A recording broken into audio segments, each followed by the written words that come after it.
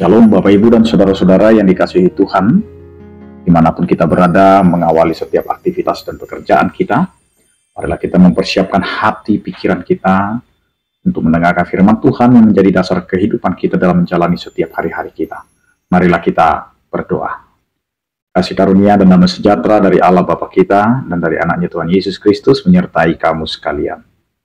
Amin. Bapak Ibu dan Saudara-saudara yang dikasihi Tuhan, firman Tuhan yang menyapa kita tertulis dalam Roma pasal 12 ayat 12, demikianlah dikatakan. Bersukacitalah dalam pengharapan, sabarlah dalam kesesakan, dan bertekunlah dalam doa. Demikian firman Tuhan. Bapak, Ibu, dan Saudara-saudara yang dikasihi Tuhan, pada hari ini firman Tuhan mengingatkan kita bahwa di dalam setiap kehidupan banyak sekali hal-hal yang tidak kita pikirkan, kita harapkan terjadi dalam kehidupan kita. Bahkan sering sekali yang kita hadapi adalah tantangan-tantangan yang selalu membuat kita terpuruk, terjatuh, bahkan kita kecewa dengan apa yang sedang kita jalani di dalam setiap kehidupan kita. Karenanya Bapak, Ibu, dan Saudara-saudara, di dalam kehidupan sebagai orang percaya, maka kehidupan kita mau ditempa, mau dibentuk menjadi orang-orang yang tangguh, yang terus mengandalkan Tuhan dalam setiap kehidupannya. Meskipun harus menghadapi begitu banyak cobaan, begitu banyak tantangan, bahkan sampai dengan berulang-ulang kali mengalami kegagalan-kegagalan, disinilah kita mau memperlihatkan apakah kita mengandalkan Tuhan dalam setiap kehidupan kita, atau kita menjadi orang yang lemah dengan segala kondisi, dengan segala situasi yang kita hadapi pada masa ini. Mungkin kita pernah mengalami sakit hati karena dikhianati, sakit hati karena dikecewakan oleh orang lain, atau sakit hati karena kita menjadi orang yang dikucilkan atau yang tidak memiliki tempat bagi persekutuan atau hal yang lainnya. Tetapi firman Tuhan ini mau menguatkan kita semua Bapak, Ibu, dan Saudara-saudara dengan pengajaran yang begitu luar biasa. Yang pertama dikatakan adalah bersukacitalah dalam pengharapan.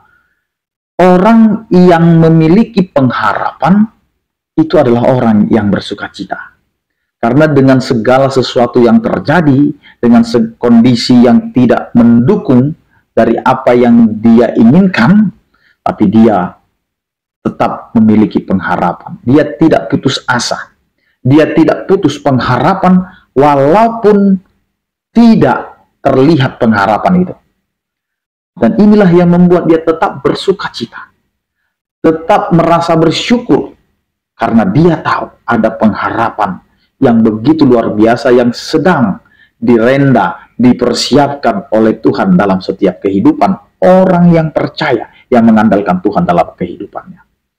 Mungkin hari ini kita menangis Bapak, Ibu, dan Saudara-saudara, tapi Tuhan memberikan pengharapan, air mata kesedihan, tangisan kita didengarkan dan diubah oleh Tuhan menjadi sukacita. Dan itulah yang disebut dengan bersukacita dalam pengharapan. Yang kedua Bapak, Ibu, dan Saudara-saudara, kita akan mengalami yang namanya kesesakan, kesakitan, bahkan kita mulai merasakan tidak kuat lagi, tidak mampu lagi. Maka disinilah kita diuji untuk terus sabar, untuk melatih ketenangan kita, kesabaran kita.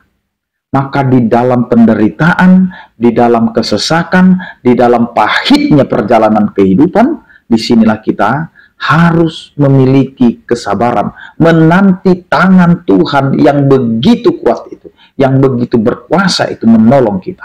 Maka kita akan melihat bahwa dengan kesabaran kita yang bergantung kepada Tuhan, maka disitulah Allah akan memberikan pertolongan. Maka itulah yang disebut dengan sabarlah dalam kesesakan, karena Tuhan tidak akan membiarkan kita terus di dalam penderitaan kita, terus di dalam kesesakan kita. Tetapi Tuhan akan menolong kita, menopang kita, dan menarik kita dari penderitaan itu, dari kesesakan itu menjadi sukacita yang begitu besar. Yang terakhir Bapak, Ibu, dan saudara-saudara, di dalam segala kondisi kehidupan yang membuat kita bisa putus asa, yang membuat kita tidak sabar, bahkan memiliki pemikiran untuk mengakhiri kehidupan dengan cepat, maka dituntut bagi kita bertekun dalam doa. Maka jangan lupakan hidup berdoa kita.